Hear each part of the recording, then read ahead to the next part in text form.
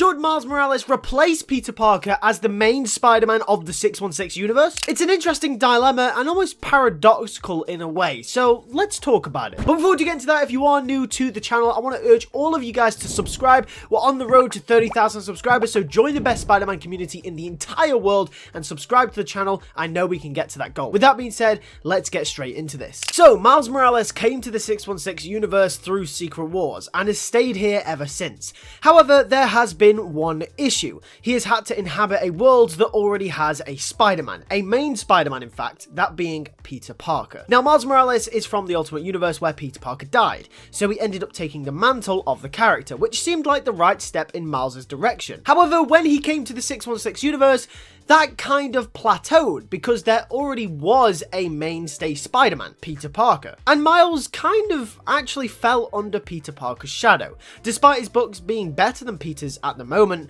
almost at every corner he is outsold by Peter. Now, some people may say, well, that's obvious, Peter Parker is the first and original Spider-Man, of course he's going to sell no matter what. Whether it's Miles Morales, Gwen Stacy, Jessica Drew, or Spider-Man Noir, Ben Reilly, whoever it may be, Peter Parker is always going to outsell as the main Spider-Man. And yes, you are right, but I feel like Miles isn't living up to his potential. You see, the next step in the direction for Miles' character was to conquer being the world's only Spider-Man. His character was built off the idea that he had to step up to be Spider-Man because Peter Parker was dead. And a part of his character in the Ultimate Universe is built off the fact that Miles could have intervened and stopped Peter's death, but didn't. That was almost like his Uncle Ben moment. So reintroducing Peter back into his life by having him join the 616 universe seems a little bit counterproductive. So that then begs the question, should Miles replace Peter Parker in the 616 universe as the main Spider-Man?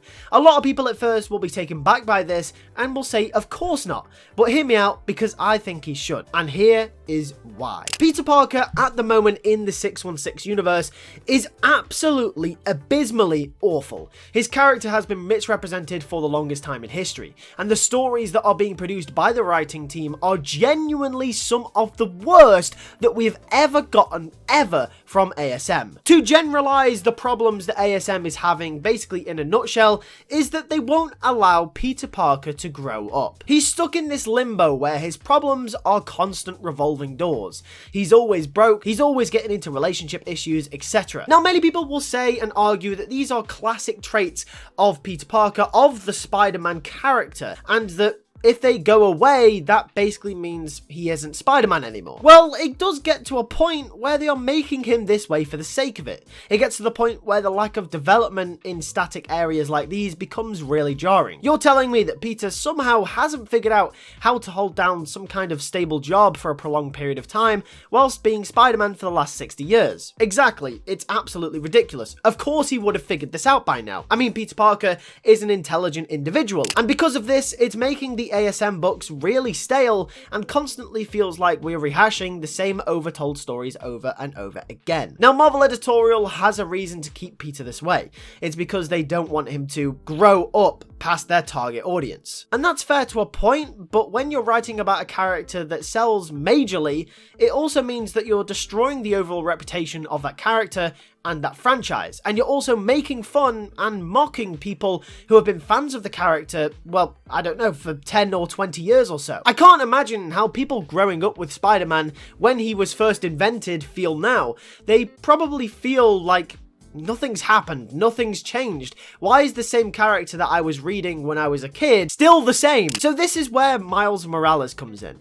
Miles is a fairly new character. In fact, he's only been around for about 15 years since his first appearance, which means he has many new stories to come. In fact, since he was only 13 years old when he first appeared in Ultimate Spider-Man, he has plenty of time to be youthful in the eyes of Marvel Editorial. And given the fact that Miles' story of stepping up to be the main Spider-Man was cut short due to his inclusion in the 616 universe, the obvious move is to take him and make him the main Spider-Man of this universe. Now, I'm not saying to kill Peter Parker off, and I'm not saying to completely write him out of the story, but maybe take more of a back step and kind of tell stories that the fans want to tell. Bringing in Miles and making it a big deal that he's taking Peter's place as New York's #1 would allow you to take a step back with Peter's comics and start telling the stories that the fans want you to tell, while you keep the target audience around around with the Miles Morales run, fans that want to see Peter Parker grow up and have actually grew up with him in the past can see him finally get married, have kids, get a job, start a life that makes sense, and develop his character targeting more mature storylines